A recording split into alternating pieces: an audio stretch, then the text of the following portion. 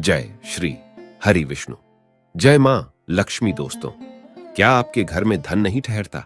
परिवार में क्लेश बढ़ता ही जा रहा है और घर में या आपके आसपास नकारात्मकता का माहौल बना रहता है, या आप जो भी कार्य करते हैं उसमें आपको निराशा हाथ लगती है, तो दोस्तों दुखी ना हो, क्योंकि अगर इस बार आप इस रमा एकादशी के दिन तुलसी में बांध देते हैं ये एक चीज, तो आपके सभी दुखों का नाश ऐसे हो जाएगा जैसे कि वह कभी थे ही नहीं।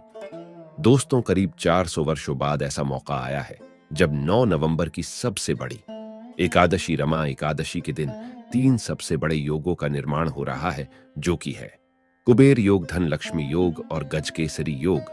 जिस वजह से ये दिन धार्मिक दृष्टि से बेहद दिव्य और दुर्लभ माना जा रहा है, इसलिए इस दिन यदि आप तुलसी से जुड़ा ये उपाय चुपचाप कर लेते हैं तो आपकी किस्मत ऐसे चमक जाएगी कि आपको विश्वास भी नहीं होगा। इसलिए कौन सा है वह उपाय जो आपकी किस्मत बदल देगा? जानने के लिए वीडियो को आखिर तक जरूर देखें। और दोस्तों, यदि आप भी अपने जीवन में मां लक्ष्मी और श्री हरि विष्णु की कृपा पाना चाहते हैं तो वीडियो को लाइक करके कमेंट में जय श्री हरि जय मां लक्ष्मी लिखना न भूलें। साथ ही चैनल को भी सब्सक्राइब जरूर कर लें। दोस्तों, रमा एकादशी का व्रत रखने से व्यक्ति को सभी पापों से मुक्ति मिलती है और मोक्ष की प्राप्ति होती है। यही कारण है कि पति और पत्नी दोनों साथ मिलकर रमा एकादशी का व्रत रखते हैं।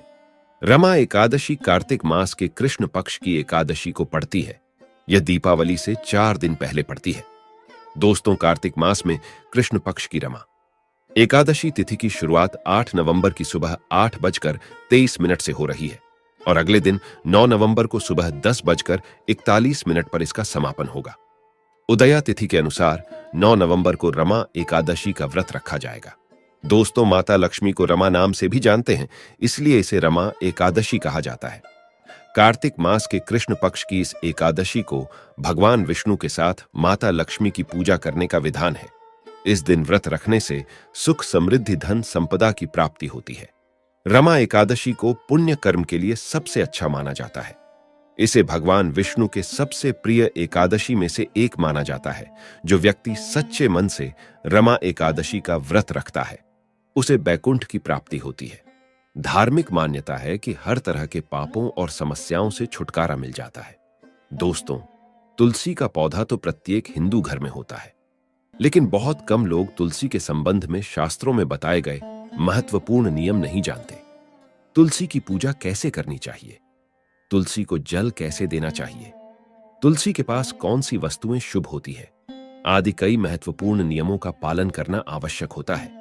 इसके अलावा अगर आप तुलसी के नीचे ये एक चीज बांध देते हैं तो आपको मां तुलसी का ढेर सारा आशीर्वाद मिलता है और आपके घर में मां लक्ष्मी जी सदैव ही निवास करती हैं। दोस्तों, तुलसी का पौधा घर में होना परिवार के प्रत्येक सदस्य के लिए लाभकारी होता है। यह पौधा हर प्रकार से उपयोगी होता है। पुराणों के अनुसार तुलसी में देवी लक्ष्मी जी का वास होता है और नियमित रूप से इस पौधे की पूजा करने से लाभ भी अवश्य मिलता है। लेकिन यदि आप तुलसी को घर में रखने के साथ ही उसके नीचे ये एक चीज बांध देते हैं तो आपको तुलसी लगाने का कई गुना अधिक फल प्राप्त होता है, क्योंकि इस एक चीज के बिना तुलसी अधूरी मानी जाती है। यह चीज तुलसी को संपूर्ण बनाती है। वेद पुराण में इसके बारे में विस्तार पूर्वक बताया गया है। लेकिन इसी के साथ क्या आप जानते हैं कि रमा एकादशी के दिन तुलसी की पूजा करने से भगवान श्री विष्णु और माता लक्ष्मी जी अति शीघ्र प्रसन्न हो जाते हैं और आपको आशीर्वाद मिलता है और जीवन में वो खुशियां मिल जाती है जिसके आप हकदार हैं। लेकिन तुलसी के नीचे यह एक चीज बांधना भी है जरूरी। दोस्तों, आगे बढ़ने से पहले आपसे रिक्वेस्ट करते हैं, वीडियो को लाइक जरूर कर दीजिएगा और दोस्तों के बीच इसे शेयर कर दीजिएगा। दोस्तों, कमेंट बॉक्स में लिख दे जय मां तुलसी, जय मां लक्ष्मी। मां तुलसी के लिए एक लाइक तो बनता है। मां की कृपा सदैव आपके परिवार पर बनी रहे। दोस्तों, भारत ही नहीं बल्कि संसार के लगभग अधिकांश देशों में तुलसी को बहुत ही पवित्र की दृष्टि से देखा जाता है। अनेक औषधीय गुणों से भरपूर तुलसी धार्मिक महत्व भी है। अनेक धार्मिक अनुष्ठानों और तांत्रिक प्रयोगों में इसका उपयोग होता है। पुराणों में तुलसी को भगवान श्री विष्णु जी की पत्नी होने का गौरव मिला है। इसके साथ तुलसी जगत जननी भी है, परमात्मा के अनेक दुर्लभ वरदान में से एक है। तुलसी के बिरवा को अमृत रूपी कहा गया है। जहां तुलसी का पौधा लगा होता है वहां ब्रह्मा विष्णु शिव यानी कि त्रिदेवों का निवास होता है। और तुलसी की पूजा करने से महापातक भी उसी प्रकार नष्ट हो जाते हैं जैसे सूर्य के उदय होने पर अंधकार नष्ट हो जाता है। शास्त्रों के अनुसार जिन घरों में तुलसी का पौधा हरा भरा रहता है उस घर में सुख शांति और समृद्धि बनी रहती है। भगवान विष्णु जी की पूजा और प्रसाद में तुलसी के पत्ता होना बहुत जरूरी मन जाता है, क्योंकि इसके बिना पूजा अपूर्ण मानी जाती है। इन्हीं कारणों से सभी हिंदू परिवारों में तुलसी का पौधा लगभग होना जरूरी होता है। अगर आपके घर में भी तुलसी है तो सुख शांति और समृद्धि के लिए तुलसी मां को चुनरी अवश्य उड़ानी चाहिए। और तुलसी मां को चुनरी चढ़ाने से आपके घर में सुख समृद्धि आती है। अक्सर लोग जाने अनजाने में कई गलतियां कर देते हैं। वो तुलसी का पौधा तो लगा लेते लेकिन तुलसी मां को चुनरी नहीं उड़ाते, जिसके कारण उन्हें शुभ फलों की प्राप्ति नहीं होती है। मां के ऊपर तुलसी जरूर बांधनी चाहिए। तुलसी न केवल एक पौधे है बल्कि ये हमारी मां के समान है। कई घरों में तुलसी पर चुनरी ओढ़ाकर रखा जाता है, लेकिन इसका ध्यान कुछ लोग ही रखते हैं। आमतौर पर लोग तुलसी को लाल रंग की चुनरी उड़ाते हैं, लेकिन लाल मंगल का रंग है। तुलसी का रंग का कारक बुध है। बुध और मंगल मित्र नहीं है, इसलिए तुलसी को सफेद चमकीली या रंगीली चुनरी उड़ानी अत्यंत अशुभ होती है। कई लोग यह भी गलतियां कर देते हैं कि तुलसी की चुनरी काफी पुरानी हो जाती है, फट जाती है, लेकिन वह फिर एकादशी या फिर अन्य कोई शुभ दिवस पर चुनरी को लोग बदल देते। लेकिन आपको न केवल चुनरी को बदलना चाहिए बल्कि साफ सुथरी चुनरी आपको हमेशा उड़ानी चाहिए। और बिना चुनरी के मां अच्छी नहीं लगती है। तुलसी मां नाराज हो जाती है और आपको फलों की प्राप्ति नहीं हो पाती। दोस्तों, तुलसी में कई दिव्य शक्तियां विराजमान होती हैं। जो लोग तुलसी विवाह कराते हैं उन्हें कभी कष्ट नहीं आते, स्वर्ग की प्राप्ति होती है, मां की बड़ी प्रसन्नता मिलती है। शालिग्राम और तुलसी के विवाह करने से सारे अभाव या फिर कलह पाप दुख और रोग नाश दूर हो जाते हैं। दोस्तों, तुलसी के पास यह चीज कभी ना रखें। तुलसी के पास आप शिवलिंग ना रखें और गणेश जी की प्रतिमा ना रखें। शिवलिंग के पास कपड़े कभी ना सुखाएं, क्योंकि आप जब भी सुखाते हैं तो उससे जो पानी गिरता है वह अशुभता लाता है, नकारात्मकता फैलता है। तो तुलसी के पास कपड़े भी ना सुखाएं। शिवलिंग और गणेश जी की प्रतिमा ना रखें और जूते चप्पल भी ना उतारें। तुलसी के पास सदैव साफ सफाई रखें और तुलसी को शुद्ध पवित्र जल जरूर देना। साफ स्वच्छ वस्त्र धारण करके ही तुलसी को जल दें। दोस्तों, रविवार के दिन भी तुलसी को छूना वर्जित माना गया है। दोस्तों, कोई विशेष मनोकामना है, जीवन में अगर उपलब्धियां नहीं प्राप्त हो रही है, जीवन में कोई कष्ट है, माता लक्ष्मी की कृपा प्राप्त करनी है, तो आपको निश्चित तौर पर रमा एकादशी के दिन तुलसी में आप एक लाल मौली धागा ले लें। लाल मौली धागा में आप 5 हल्दी गांठ बांध लें और अपनी मनोकामना बोलते हुए तुलसी के नीचे आप तुलसी में बांधे और अपनी मनोकामना जरूर बोलें। जो भी मनोकामना हो, नौकरी को लेकर हो, व्यापार को लेकर हो, संतान को लेकर हो, विवाह को लेकर हो, यानी एक लाल मौली धागा लेना है। लाल मौली धागे में 5 हल्दी की गांठ बांधकर और जाकर तुलसी में आपको नीचे बांध देना है। रातों रात करोड़पति बन जाओगे, हर मनोकामना पूरी हो जाएगी और 1 महीने के अंदर ही आपकी इच्छाएं भी पूरी हो जाएगी। माता लक्ष्मी की कृपा बरसेगी, कभी भी धन की कमी नहीं होगी। दोस्तों, वैसे तो आप रमा एकादशी के दिन आप एक लाल मौली धागा आप अपनी मनोकामना बोलते हुए ऐसे भी आप बांध सकते हैं। लाल मौली धागा बांधने से विशेष उपलब्धियां प्राप्त होती है, माता लक्ष्मी की कृपा बरसती है, घर से दुख दर्द तकलीफ और कष्टों का नाश हो जाता है। तो आप माता तुलसी के पास एक लाल मौली धागा जरूर बांधें। अपनी मनोकामना बोलते हुए इससे विशेष लाभ होगा। और साथ ही साथ कोई विशेष मनोकामना, धन प्राप्ति का मनोकामना है, या फिर आप चाहते कि घर में सुख समृद्धि हमेशा बनी रहे, तो आप लाल मौली धागा नहीं है, आप तुलसी के नीचे एक लाल चुनरी ही बांध दे। कोशिश करें लाल मौली धागा मिल जाए तो वह जरूर बांधे, नहीं तो आप एक चुनरी जरूर बांधे, इससे भी आपको विशेष लाभ होगा। दोस्तों, तुलसी का पौधा तो प्रत्येक हिंदू घर में होता है, लेकिन बहुत कम लोग तुलसी के संबंध में शास्त्रों में बताए गए महत्वपूर्ण नियम नहीं जानते। तुलसी की पूजा कैसे करनी चाहिए, तुलसी को जल कैसे देना चाहिए, तुलसी के पास कौन सी वस्तुएं शुभ होती है, आदि कई महत्वपूर्ण नियमों का पालन करना आवश्यक होता है। इसके अलावा अगर आप हो तुलसी के नीचे यह एक चीज बांध देते हैं तो आपको मां तुलसी का ढेर सारा आशीर्वाद मिलता है और आपके घर में मां लक्ष्मी जी सदैव ही निवास करती है। दोस्तों, तुलसी का पौधा घर में होना परिवार के प्रत्येक सदस्य के लिए लाभकारी होता है। यह पौधा हर प्रकार से उपयोगी होता है। पुराणों के अनुसार तुलसी में देवी लक्ष्मी जी का वास होता है और नियमित रूप से इस पौधे की पूजा करने से लाभ भी अवश्य मिलता है। लेकिन यदि आप तुलसी को घर में रखने के साथ ही उसके नीचे ये एक चीज बांध देते हैं तो आपको तुलसी लगाने का कई गुना अधिक फल प्राप्त होता है, क्योंकि इस एक चीज के बिना तुलसी अधूरी मानी जाती है। यह चीज तुलसी को संपूर्ण बनाती है। वेद पुराण में इसके बारे में विस्तार पूर्वक बताया गया है। लेकिन इसी के साथ क्या आप जानते हैं कि रमा एकादशी के दिन तुलसी की पूजा करने से भगवान श्री विष्णु और माता लक्ष्मी जी अति शीघ्र प्रसन्न हो जाते हैं और आपको आशीर्वाद मिलता है और जीवन में वो खुशियां मिल जाती है जिसके आप हकदार हैं।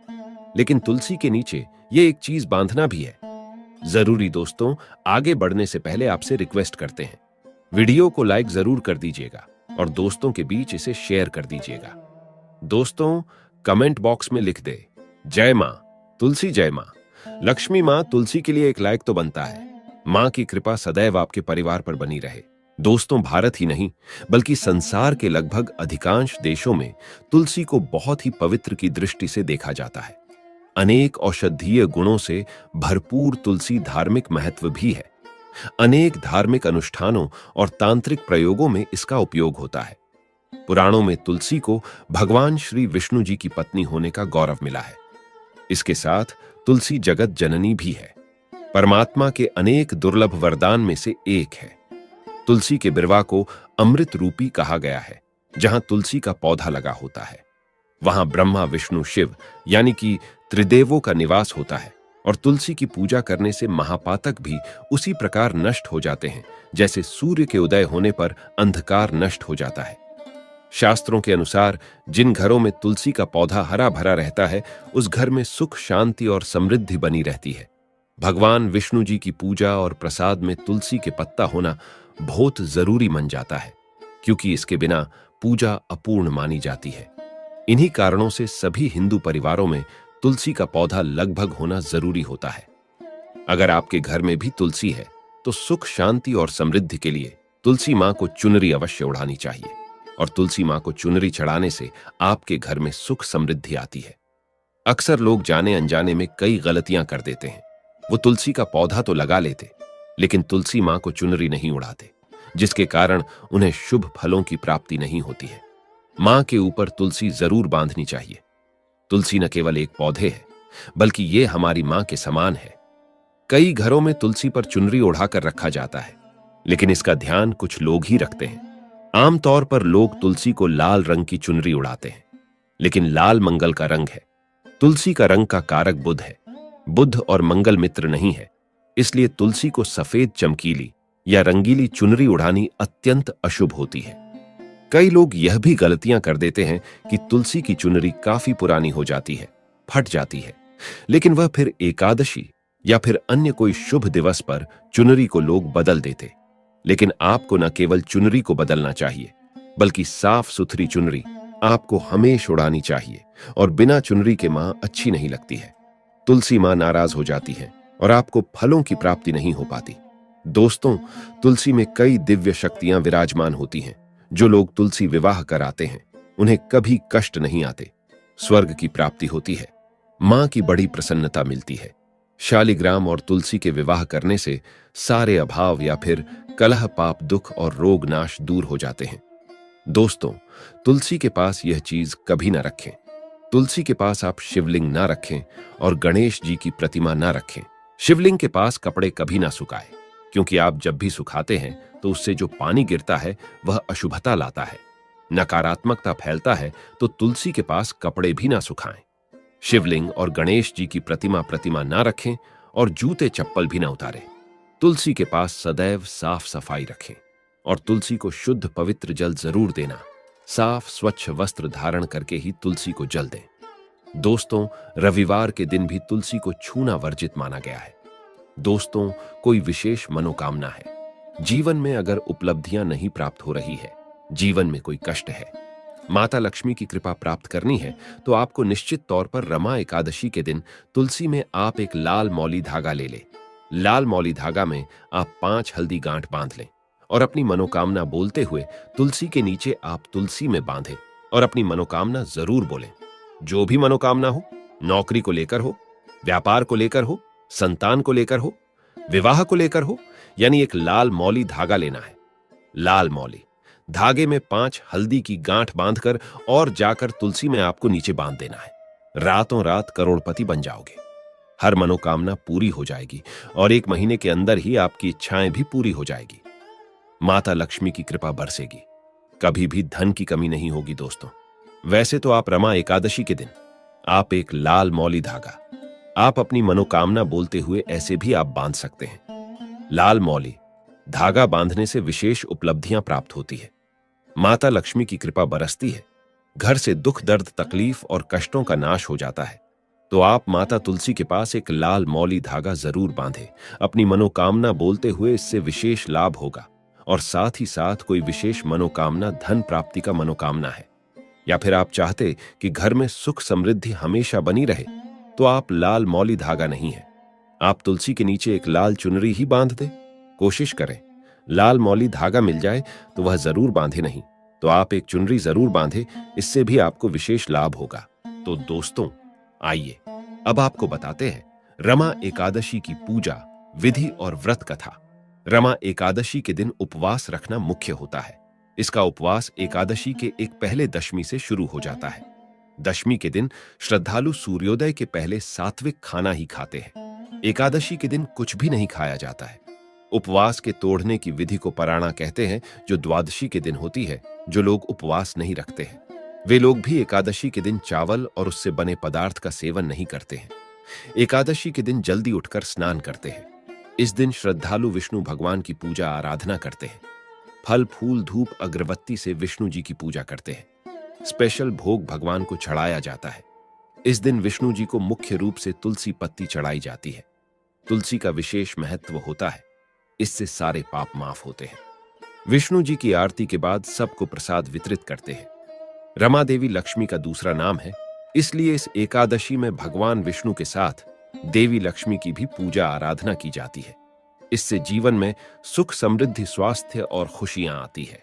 एकादशी के दिन लोग घर में सुंदर कांड भजन कीर्तन करवाते हैं।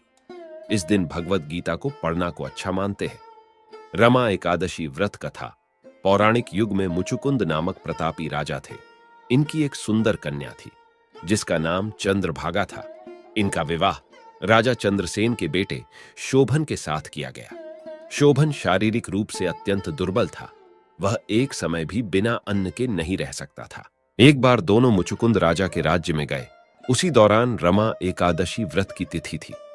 चंद्रभागा को यह सुन चिंता हो गई, क्योंकि उसके पिता के राज्य में एकादशी के दिन पशु भी अन्न घास आदि नहीं खा सकते, तो मनुष्य की तो बात ही अलग है। उसने यह बात अपने पति शोभन से कही और कहा, अगर आपको कुछ खाना है तो इस राज्य से दूर किसी अन्य राज्य में जाकर भोजन ग्रहण करना होगा।